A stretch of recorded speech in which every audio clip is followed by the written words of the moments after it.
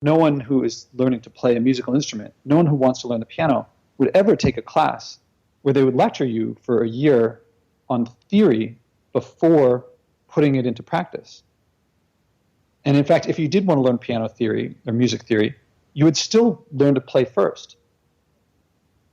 And so there's lots of fields like that. And so acting for me, if you'd asked for not a mentor, but someone who was like a role model, from a historical role model, there's a guy Stanislavski Constantin Stanislavski, who revolutionized how acting is taught. And I learned about him because I was watching, just for fun, I would watch Inside the Actor's Studio, totally unrelated to my practice, except that I noticed that all of these actors on stage were tremendous at a lot of the skills that leaders value, especially the skills of reading others' emotions, expressing your own emotions, being emotionally aware. And here I'd come from, like a top 5 business school, having taken a whole bunch of classes in leadership. And these people often, many of these actors had dropped out of school or gotten kicked out of school, and yet they excelled in something that my environment didn't even cover. I mean, just covered intellectually, but didn't give the skills. And I thought, what's going on here? Why are these people who are not even in the system, or who the system kicked out, surpassing people who are at the pinnacle of the system?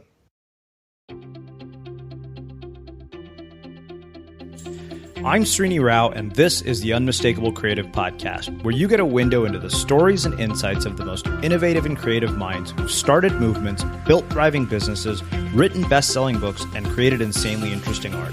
For more, check out our 500-episode archive at unmistakablecreative.com.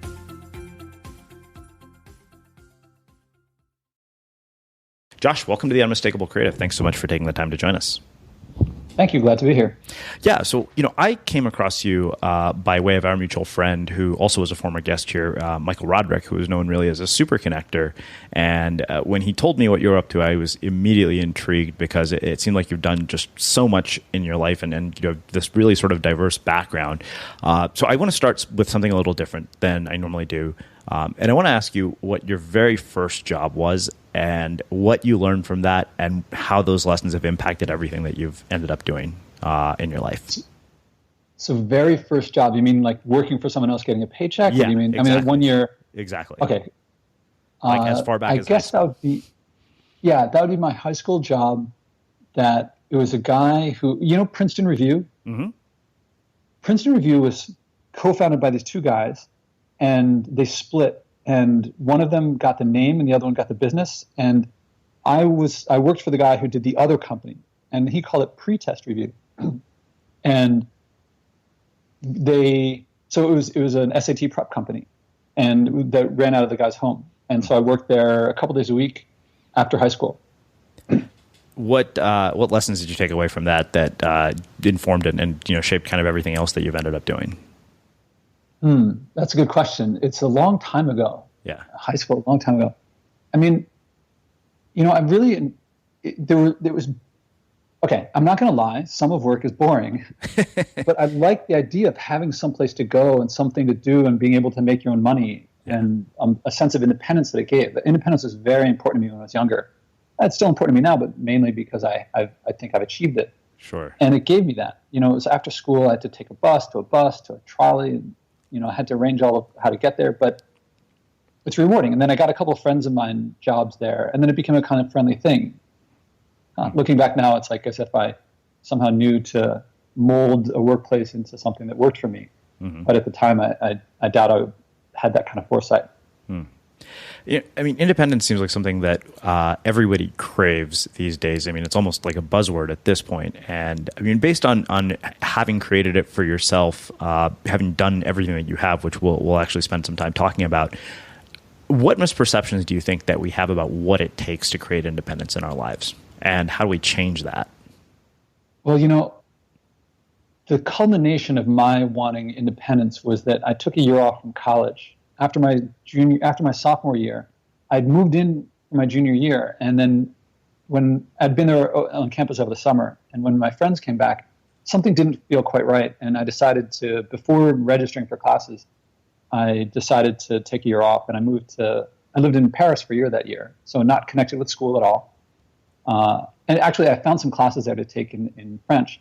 And my teachers were the same teachers at some local school that taught at, some friends of mine were actually taking the exact same classes with the exact same teachers, but they were paying tens of thousands of dollars, and I was paying hundreds of dollars. So I got a little bit of independence there. But I went there to learn strike out on my own. And if I could go back and do it again, I would have been more interested in, instead of trying to be independent from my family, trying to work with them in some way. I think I had a lot less fun and got less out of life than I could have because I was trying so hard. Mm-hmm. And now I put such a high value on relationships and social interactions and emotions that at the time I was just trying to be much more, what's the word? Independent and also like logical and less, the things that I consider most important about life, I was pushing away from myself at the time. Mm-hmm. How do you find a balance between logic and sort of that intuition-based approach to things? Because clearly if you've built businesses that have been successful, you probably have to have a combination of both, right? Yeah, the quick answer is experience. I think that when you're young, it's just almost impossible. Of course, there are young people who have probably more balance than I do between these things. I think, I started off looking at life like emotions. What are they? I don't really get them. You can't really quantify them. They're just kind of this weird thing that confuses everything. And so I would say that was not an effective balance. Mm-hmm. Emotions are a lot of how they tell you a lot of information about the world and about your relationships with people and things like that. The best answer I can give is a technique that I learned from a professor of mine in business school, a leadership professor. He had this technique called self-differentiated leadership, which is that when you're leading people, people can tell if you're really angry or if you're bubbling over with rage or something like that, or if you're like overly happy. They can tell when your emotions you're getting carried away with them. A lot of people think, I'm in business, I should ignore my emotions. I should push them away. I should be cold and rational. But people can tell when you have emotions, and if you don't act on them, they know if you're not acting on it now, you're going to blow up at some point. Mm-hmm. If you're seething with rage and they're freaked out, they're scared. You don't like to be around someone who might lose it. Otherwise, likewise, there are some people who go with their emotions and they feel like that's the best way to go, and then they lose their control, or they don't really know what's going on. And that's not so effective either. And people don't like to follow people who are flighty like that. Mm-hmm. So what do you do if you're really angry? What do you do if you're really freaked out about this project isn't going to get done? Or what do you do if likewise, it could be, what if you're very happy and so overjoyed and so enthusiastic that you get carried away making plans that you can't live up to?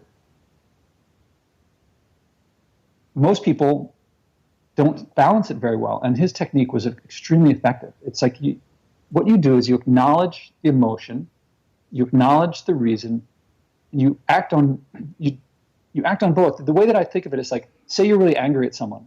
You got a project, it's due in 2 hours, and someone just messed things up. You might not be able to get it done in time. I don't get mad at what I do is I say something like this. I'm not an actor, so I don't know if I can do this perfectly, but I'd say something like, I don't know if you realize what you said it was so angering, but we'll get to that later. We have to get this project done on time. We'll revisit it, but let's get this thing done. So it's acknowledging it, even expressing it, but not letting yourself get away with it, not letting it run away from you. And I find that extremely effective. We learned it in the context of leading people through crises, but it turns out it's very effective all over the place. It's like acknowledge that it's there, express it, don't try to hide it, but that doesn't mean letting it run away from you either.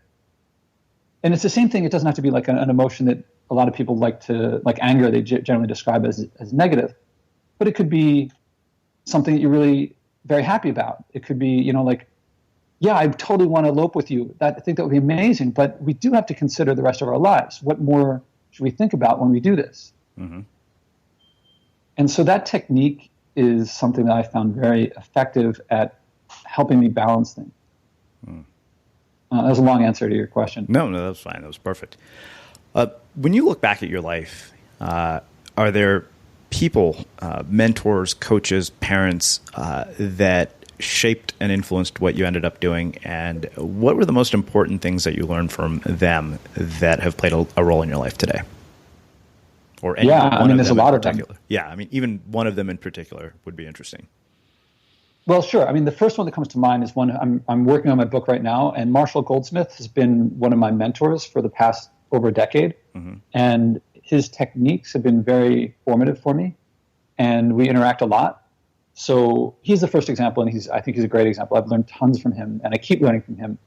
And the first thing that comes to mind of what I've learned from him is that he has, I went to business school, I graduated, I got an MBA, I'd studied a lot of leadership there. And when I graduated, I realized that I'd learned a lot about leadership, but not necessarily a lot of how to lead, because there's a lot of case studies, but that's about other people. And there's a lot of lectures and reading, but that's still about other people. And anyone who's gone into like a high stakes negotiation or a situation where you're trying to sell shares in your company, getting invested in it, you walk into a situation and you feel, if you know a lot of theory, that doesn't stop you from freaking out and getting your tongue tied and not knowing what to say or do when you actually walk into the situation. So I'm not saying theory has no place or that classroom learning has no place. It does. But Marshall teaches in a different way. He gave me, if you go through his stuff, he's got a couple techniques where you practice exercises that are the skills that you need, but you do them on a small scale where the stakes are low, so that when you go to the situations where the stakes are high, you're not falling back on theory and words that you read. You're falling back on practice, on experience that you actually did.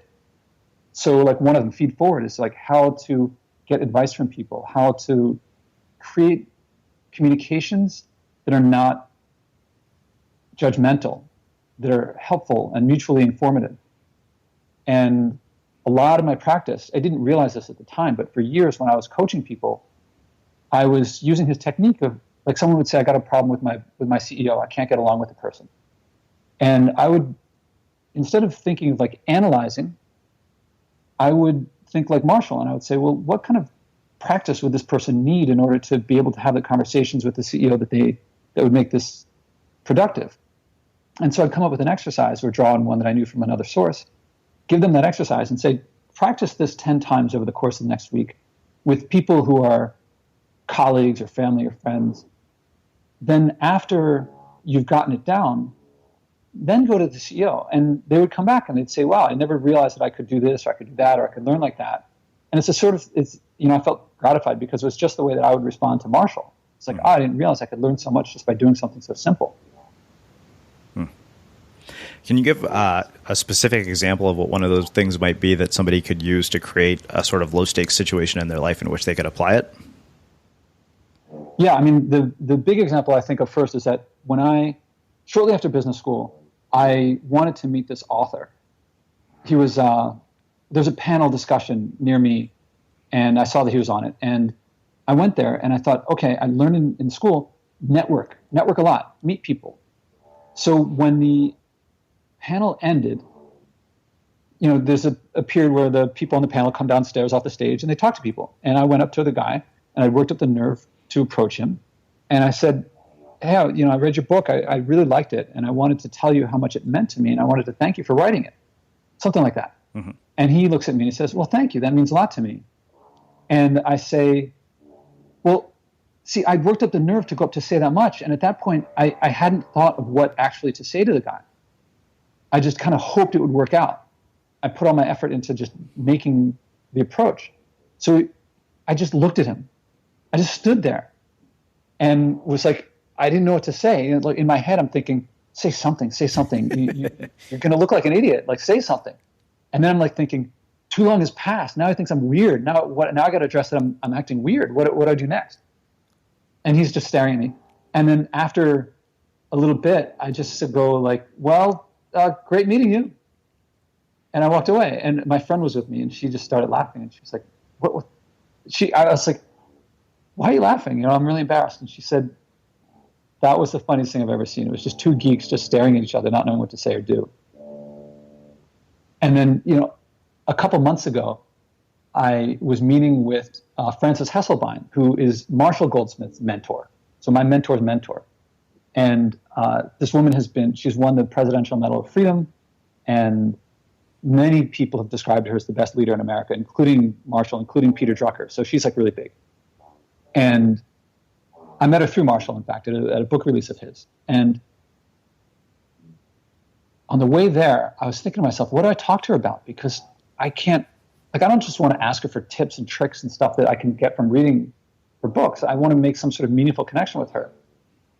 And I have this exercise called meaningful connection, which is how to make a meaningful connection, took me a long time of distilling what worked in relationships and merging it with other exercises that I learned from other places.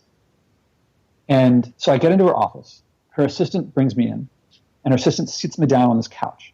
And when you walk in her office, there's if you look up, around the top of the walls are books of hers translated to a dozen or so languages. There's pictures of her with every president. There's swords that are given to her by foreign dignitaries. And there's so many pictures of her with all these 5-star generals, because she does a lot of work with West Point. And that's a crazy situation. I mean, she's way out of my league in terms of professional, all this stuff. So her assistant sits me down on the couch and then pulls up the chair, and she sits down. And so her face is a foot away from mine. And so she turns and looks at me and she says, "So what would you like to talk about?" And it's very easy to be well, what's a tip or trick? Or what would you say to a young person starting out? Something like that. But that's not very personal. It's not very meaningful. Mm-hmm. I mean, she was saying, you take the lead. It's like a command performance. Mm-hmm. And in that situation, I could fall back on my technique, which was to use meaningful connection. So I asked her what her passion was. Or I did it a little on the fly, a little differently than the exact technique that I teach. But I started talking about what her passions were and why she had the passions that she did, and she started sharing them with me. And what originally began as a half-hour coffee ended up being a 3-hour meeting with lunch. And she, at the end, said this was one of the most delightful. I think she said it was the most delightful meeting she could remember, or something like that. Something that made me feel really good. And I was really using my technique. It's when you are freaked out and you're nervous, that's when, and you're tongue-tied, that's when you fall back on technique. You fall back on something that you know works. Well, let's do this. Let's shift gears and walk me through the journey from college to all the things that you've ended up doing with your life and today. I mean, because you clearly packed, from what I've read in your bio, more into the last, probably 15, 20 years than the average person does into a lifetime. I don't know if it's, I've had a good time. I can tell you, that job I had in high school is one of my most long jobs. So I haven't worked up my way up the corporate ladder. Sure. So I haven't done that. Yeah. But okay, so back to college. I started off college, and I was always good at academics, and I was pretty good at math and science. And so, but I was also made fun of a lot in high school. I was a pretty geeky kid, not the most geekiest in the world, but still pretty geeky. And I couldn't really defend myself. I didn't really know how to. I wasn't very socially adept. So I tried to steer away from math and science. And then in my junior year, after that year away, I decided, I do like this stuff. And I decided I liked physics, and I decided to major in it, which would be a big challenge because most people who major in physics, they start off right away. So there was second semester, junior year, having 3 semesters to pack it all in. But that challenge was really exciting to me.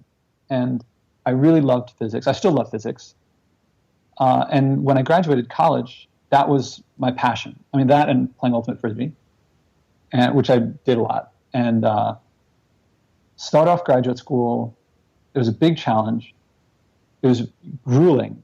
I was able to finish the major, but, coming from an American school that was a liberal arts college, suddenly you're classmates with all these students from other countries where they don't have liberal arts. They only study that field.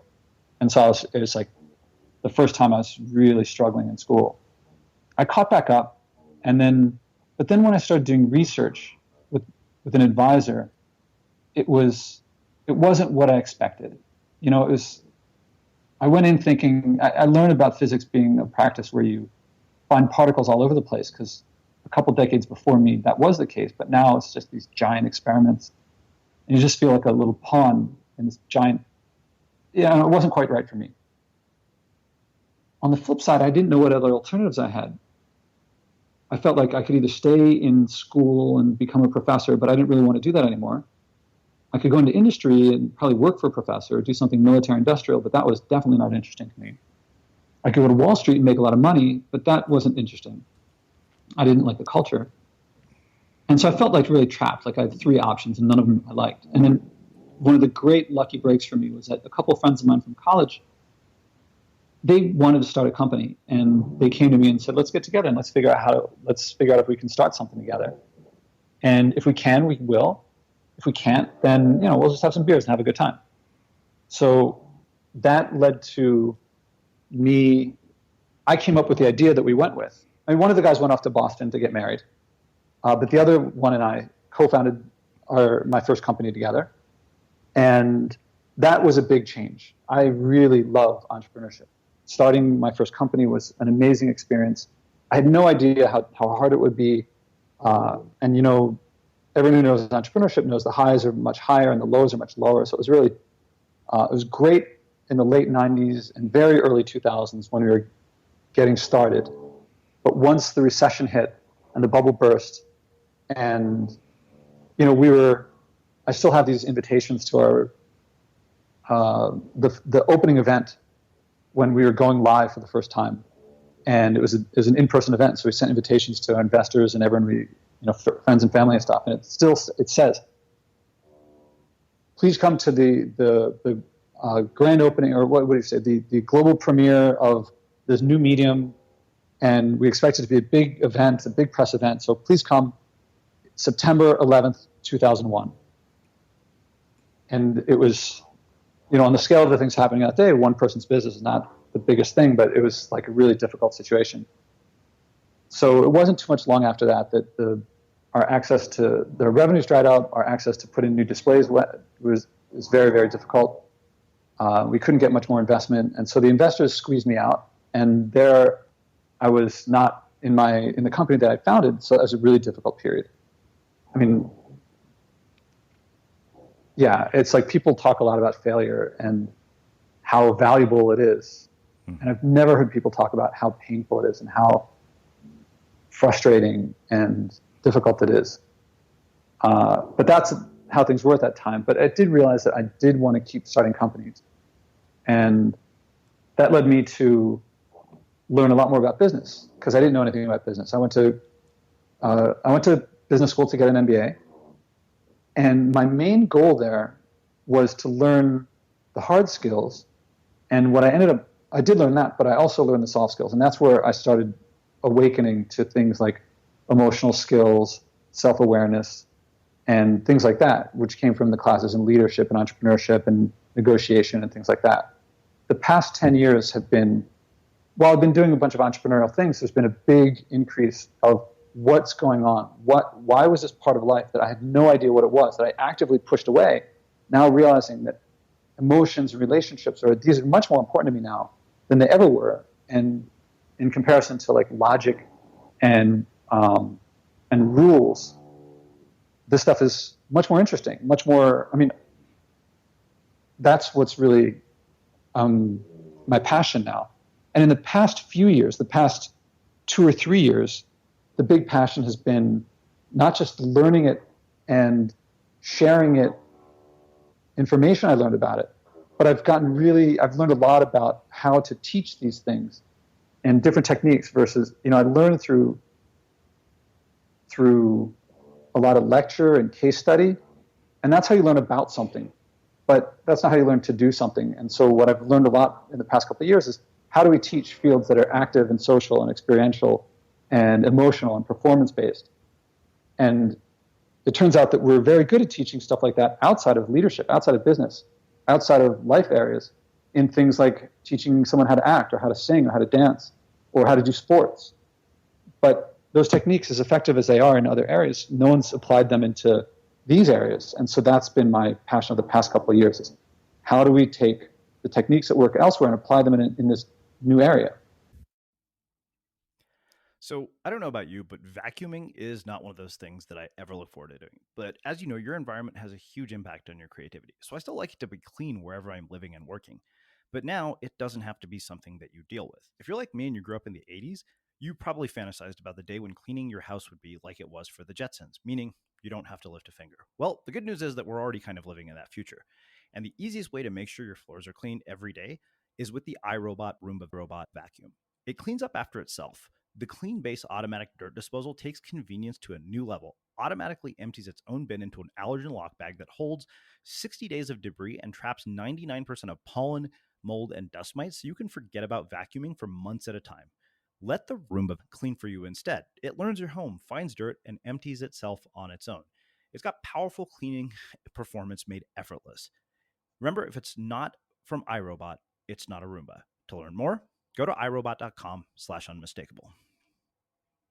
You mentioned that failing is something we talk about all the benefits of and all the things that we learn from it, but we don't talk about how painful it is. And I appreciate that you were willing to mention that. But one of the things that I thought was really interesting was that you said you knew that you still wanted to start companies after experiencing something as painful as a failure. So I'm curious how, after going through something that painful, you sort of rebuild your confidence and rebuild your morale to be able to go out and attempt to start companies again, do entrepreneurial things again. Because there's no question in my mind that there's not one person who I have talked to who has not had some epic failure as part of their past. Yeah. So there's a lot you just said that I could talk about. I mean, if I go back, there were some really difficult things. I mean, one of the things was that everyone had different interests that I didn't realize when things were going well. I thought we're all in this together. And then when things were falling apart, different people wanted to get their piece of equity or their piece of debt or their piece of whatever. And suddenly people who I thought were on the same side were not. And it really undermined my faith in people's relationships. And although one of the big things was it really helped my relationship with my mom, because suddenly here was one person that I knew was not going to go sideways on me, and everyone else I didn't know. There was one other professor who was on our board that also was very helpful for me there. And actually, that relationship with that professor is maybe the best answer, because this was before business school, but after, when I knew that I was going to leave physics, I would sneak over into the business school and take a few classes there without officially registering for them. So I would audit them. And I got a good relationship with this one professor. And he had a perspective on business that was very reasonable, and like he was such a voice of reason and such a voice of understanding. And he'd retired. He was teaching after having retired from being a partner at a major consulting firm. And he was really, that relationship was maybe one of the key things that I realized. He always stressed the importance of relationships and the importance of don't just talk to people when you need something from them and things like that. Reading the book Getting to Yes was another big piece of it. I don't know if you've read it, but it's like the book on negotiation. And it changed a lot of my views from business being about making money to business being about forming relationships and forming teams and working together. And that side of business was really close to me before. Starting my first company, writing patents, writing business plans, realizing that if you want to get someone to pay you for something, you got to make their life better than the loss of money that they're giving to you. That's improving their lives. And so I realized that there was a lot to business that I discounted and missed. And I really liked it, and I knew that there was a lot more for me in it. And so I guess that was it. There was something that I was finding that I enjoyed. And, some setback wasn't going to stop that. I knew that there was some way that I could, if I succeeded as much as I had the first time, with more experience, I would probably succeed more the next time. To make ends meet, I had to work at a friend's company. And working at that company, I realized that the sense of ownership of creating something myself was very important to me. So I could make a living working for other people, but there was something missing that, as far as I could tell, only could come from creating something yourself. I don't know if that answered the question. Yeah, no, it definitely did. I think, for me, it just reemphasizes a point that I feel a lot of people have talked about that I've interviewed, and this is this idea of support systems and the role that they play in our lives, especially when we're trying to do really big things. Yeah, support is one of the big, in my courses on leadership, support is as a leader, that's one of the most valuable things you can provide for people. And I know you're talking about it being on the receiving end of support, but for me, what I can do for myself and my students and my clients is to be able to give them the ability to support people more effectively. And when you support someone, the loyalty that you get, the appreciation that you get, the dedication that you get is so great. And so many people think of leadership as like, you telling people what to do, and they don't realize how much work support takes. But also, it's not just work, meaning like you burning calories or burning the midnight oil. But I mean, like, you have to put the other person's interest before your own. You have to figure out what is hard for them, what's easy for them. You have to empathize with them. You have to have compassion. And if you do that effectively, then you never have to worry about micromanaging, because it doesn't happen if you do it effectively. And a lot of leadership, a lot of like the important stuff is like figuring out how to support them, what to do, and how to create the team and so forth. That's a lot of stuff at the beginning is like the more fun stuff to learn. The support stage is what lasts the longest. Usually you can get a project, you can get people inspired, you can get them working, you can get the resources ready, and then now it's time for the team to deliver, and that might take years, and you have to provide support the entire time. And I find that stage is where it's like it all comes together, and it's hard, but that's where you can get the most out of people and where you spend most of your time. I want to spend a little bit of time talking about your thoughts on teaching, because you said something earlier about how we've taken this idea of experiential learning into things like acting, things like music, but we haven't really applied it to our sort of traditional forms of education. And you being a professor and teaching, I'd love to hear your thoughts on education in its current form, and then talk about how you're incorporating this experiential idea into your teaching. And we have a lot of parents who homeschool their kids using content from our show. So I'd be curious what advice you might give them as well.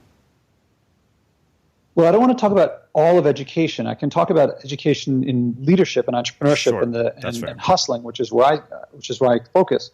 And a lot of it, years ago, I don't think they taught this stuff at all. So to teach it at all, I think, is very important and valuable. And I got a lot out of it that I didn't think I could. But I think that it came from an academic perspective, that people were there's business schools. I mean, they teach in lots of places, but my experience is in business schools, so I'll talk about it there. So there's a lot of leaders in business, and so business school has to teach you business, so they got to teach you leadership. And so they got a lot of people doing research in the area, and they're researching what works and what doesn't work and things like that. And so they say, okay, well, we know what works and what doesn't work, so let's teach that. And we're going to do that. And we'll teach that like we teach economics. And I mean, they don't say we're going to teach exactly like we teach economics, but we're going to teach it roughly like we teach things in school. And it makes a lot of sense. And why not? And so, and I agree that it made a big difference over not teaching those subjects at all. The thing is that lots of other areas may have been taught that way one way, but no one who is learning to play a musical instrument, no one who wants to learn the piano would ever take a class where they would lecture you for a year on theory before putting it into practice. And in fact, if you did want to learn piano theory or music theory, you would still learn to play first. And so there's lots of fields like that. And so acting, for me, if you'd asked for not a mentor, but someone who was like a role model, from a historical role model, there's a guy, Stanislavski, who in Constantin Stanislavski, who revolutionized how acting is taught. And I learned about him because I was watching, just for fun, I would watch Inside the Actor's Studio, totally unrelated to my practice, except that I noticed that all of these actors on stage were tremendous at a lot of the skills that leaders value, especially the skills of reading others' emotions, expressing your own emotions, being emotionally aware. And here I'd come from, like a top 5 business school, having taken a whole bunch of classes in leadership. And these people often, many of these actors had dropped out of school or gotten kicked out of school, and yet they excelled in something that my environment didn't even cover. I mean, just covered intellectually, but didn't give the skills. And I thought, what's going on here? Why are these people who are not even in the system, or who the system kicked out, surpassing people who are at the pinnacle of the system? Something's wrong here. Something's missing. And so the more that I watched the show, the more I started realizing that they weren't born with it. They also studied, they also practiced, and they also took classes, but they were just in very different areas. And that's when I learned about Stanislavski. And then in the US, I don't know if you know who he is, but he was this Russian guy in theater, and he started the Moscow Art Theater, and he developed a system of teaching through exercises that now we call method acting in the US. And so he came to the US with the Moscow Art Theater, and that led to these people, Lee Strasberg and Stella Adler and Harold Klerman, and a bunch of people in the United States, in New York City in particular, to start developing those techniques here. And the more that I learned about the rigor and the discipline and the dedication that went into that training, the more I realized that there's really something there that we had totally missed. So I ended up taking a summer course in acting, mainly to learn the technique. And I was very happily surprised to learn how quickly you could learn and to act. So I was like, in a month, I went from never having done any acting whatsoever. I mean, the class play in business school, and then before that, 3rd grade. And I was able to use the technique to cry on stage. And I'm not a particularly emotionally expressive person. That's not something I ever expected. And yet it was very quick and very natural and easy. I mean, it's a funny experience to feel yourself crying on stage. And I thought, all right, I want to learn this technique. So I combined what I learned from this acting world of these exercises, and combining that with the stuff I learned from Marshall. That Marshall is actually, I felt like, oh, these techniques that he has are kind of like the acting exercises, except instead of drawing from acting, he's drawing from leadership. And leadership is a more than rich and complex field enough to get things to learn from. So for a while I thought, oh, this is amazing. I'm going to revolutionize everything, that no one's ever done something like this. And then I realized acting is, you teach that way, exercise-based. Learning to play a musical instrument is exercise-based. You learn that way. Sports, same thing. You don't teach the theory of basketball to people. You teach them how to hold a basketball and how to dribble it and how to, lift weights and how to do layups and things like that. And so I realized leadership is just, I think it's a younger field that's less mature in terms of leadership has been around forever. The teaching of leadership, though, I think is a much younger field than the teaching of how to play piano or how to act. I think those go back centuries or millennia, maybe even. And so it's just a younger field, and we haven't yet figured out what are the equivalent in leadership of scales in piano, or chords in guitar, or the repetition exercise in acting. So I think my role is to bring into the field of teaching leadership, and actually not just teaching leadership, but a lot of the soft skills in business, about relationship things, and since it's a lot about self-awareness, things like that too. I mean, I tend to focus on the business side, but my clients and students all immediately start applying this to lots of other areas, lots of other parts of their social life and families and things like that. And so it ends up being something that is very personal development sounding, but I really come at it from a professional development perspective. And personally, I think that leadership is due to go through the same transformation that acting went through, which is that no one teaches like they did before Stanislavski anymore. Everyone teaches post Stanislavski. It's simply not done anymore. As far as I know, I mean, I'm not in the field, but I don't think people teach this perfection that they used to try to get of, like, as James Lipton, the host of Inside the Actors Studio, says, the piercing vowels, I forget, like, you'd stand up on stage and you'd be like, to be or not to be, something like that. Well, no one considering suicide like Hamlet was would talk like, shall I commit suicide or shall I not? I mean, I'm not doing it right, but, you know, we go for a reality, an authenticity now, a genuineness that you may sacrifice on the perfection, but you gain on empathy, engagement, and compassion and connection with the audience. And that's what I think is extremely valuable for a leader.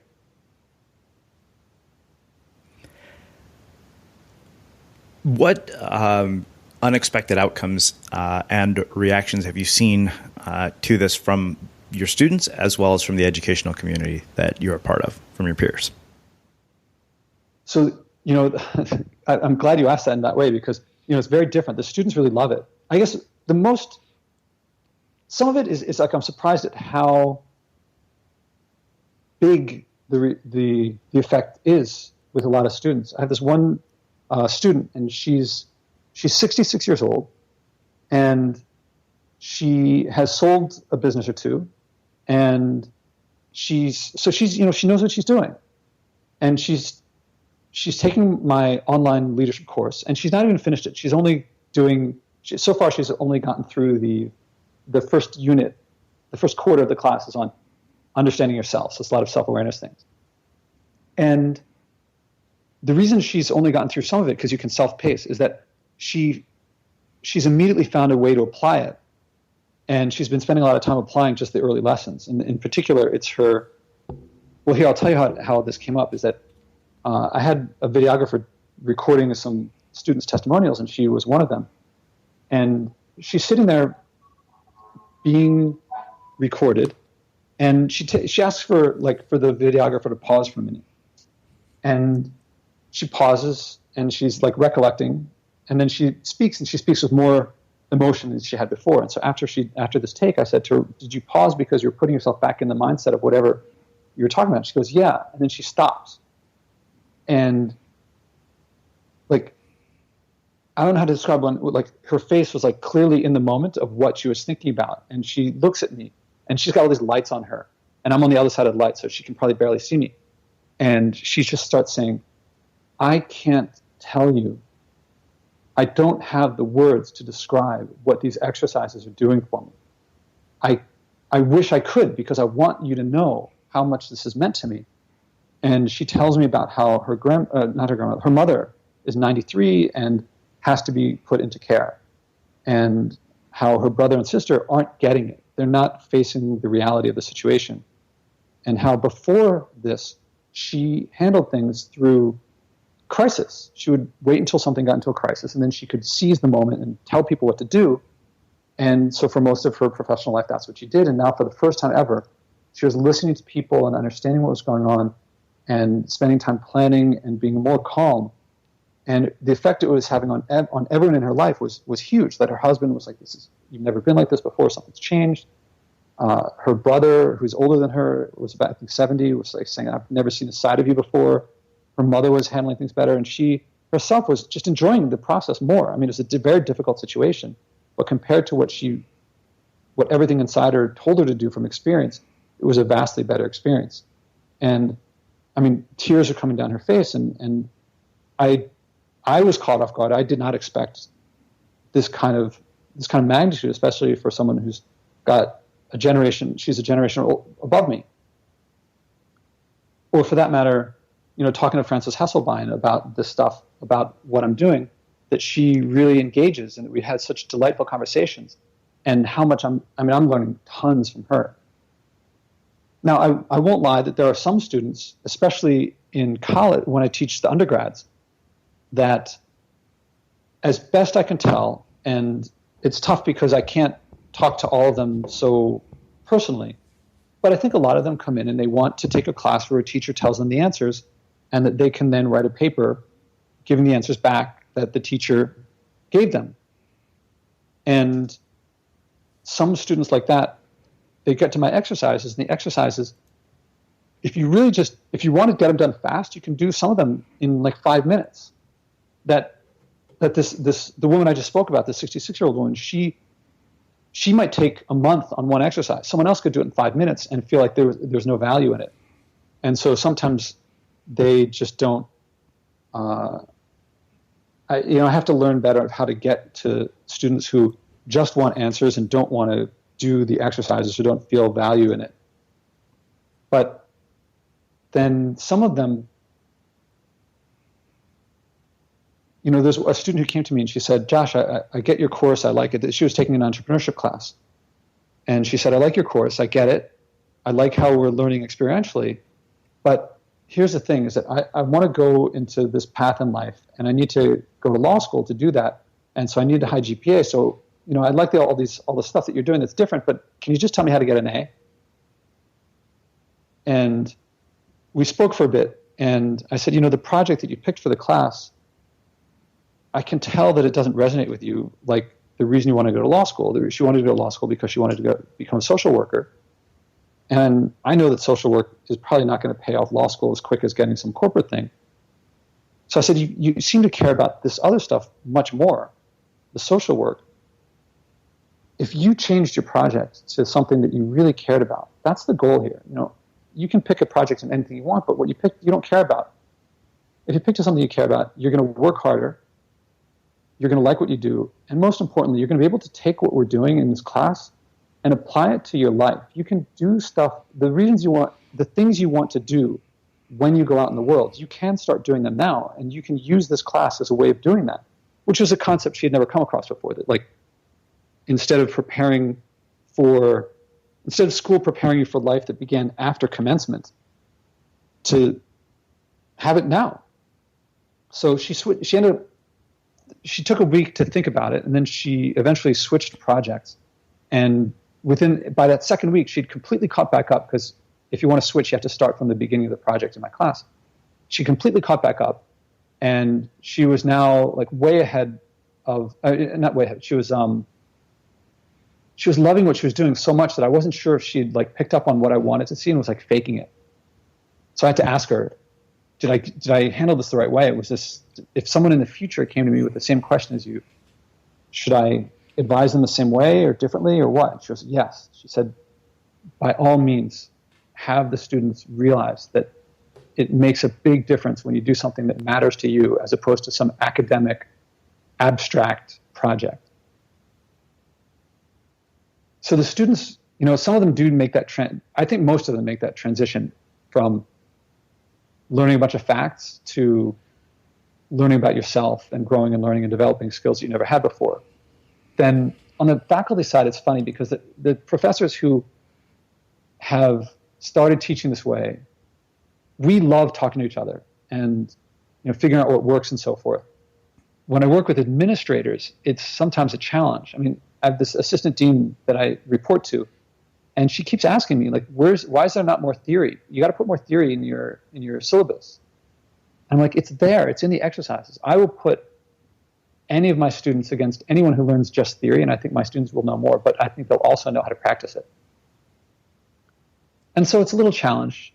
I'm not in an environment where active experiential learning is very well known. People kind of get it, but it's still transitioning. So the entrepreneur in me looks at that and thinks it's a great opportunity, because I think it's going to be a big growth area. And the professor in me loves teaching this way. So I like teaching this way. Very cool. So I have a few last questions for you. One is something that I haven't asked a lot of people, but I want to start because I feel like I would learn a lot from this question. What is one book, piece of art, movie, film, music, whatever it might be, that has significantly impacted your life? I mean, a lot came in. Let's see. One book that has been a really big book for me has been the Tao Te Ching, the book that Taoism came from. It's sitting on my desk as we speak. I really like it. And then I'm going to recommend, if you haven't seen it, the Ron Hogan translation. It's not even translation. It's like, because he doesn't speak Chinese. But I love it. If you just look up Ron Hogan Tao Te Ching, you'll find it. And it's a free download. And he had an experience like mine, which is that he read it in college. And this is from the preface, so you'll get to read this more. If I get some things wrong, it's just because my memory's not so great. But he read it in college and kind of was like, oh, interesting book, but didn't think much of it. And then somehow came across it later, and he was like, something looks really good here, but it's a little too much of this like fortune cookie sound to it. And at the time he was studying film, I think, and he really liked David Mamet and Quentin Tarantino, and they were very raw, guttural language. And he decided, I think what he did, he got like 25 copies of it, translations, and just read all of them. He'd go to one section, he'd read 25 different versions of it, try to figure out what the meaning was, and then put it in the languages he liked. And so how accurate it is to the original, I don't know, but it's much more accessible, more fun, and whether, I don't know, to me, it's not important whether it's accurate, or what matters to me is how much it improves my life. And it really did make things accessible in a way that it never had before. And it's this book that I've tried to describe it to people, and I feel like I don't really know what it's about. All I know is that when I read it, I think and act differently, and in ways that I really like. And the only other place where I get that kind of effect is from when I read Richard Feynman, who's the great Nobel Prize-winning physicist. And his views on nature somehow seem similar to the Tao Te Ching. And so it's given me an appreciation for, I don't even know how to describe it. I just like reading it. You can read the whole thing in an hour, and you can spend a year on one section. Well, that one. I have one last question for you, which is how we finish all our interviews at the Unmistakable Creative. What do you think it is that makes somebody or something unmistakable? What is it that, I'm sorry, could you say it again? Yeah. What do you think it is that makes somebody or something unmistakable? Unmistakable. It's an interesting word, and it's tough to figure out what makes something unmistakable. I mean, everyone makes mistakes.